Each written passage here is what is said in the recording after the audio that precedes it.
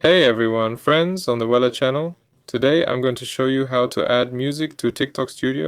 As you can see, we have captures here, and basically what we need to do is open the music in the browser we need,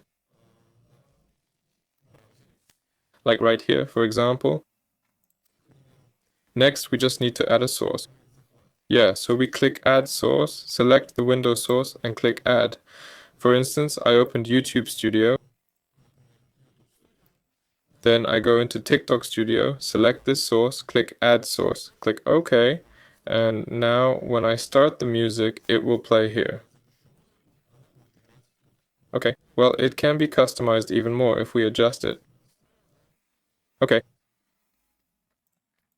right-click with the mouse. More filters can be adjusted. Okay, well, that's all.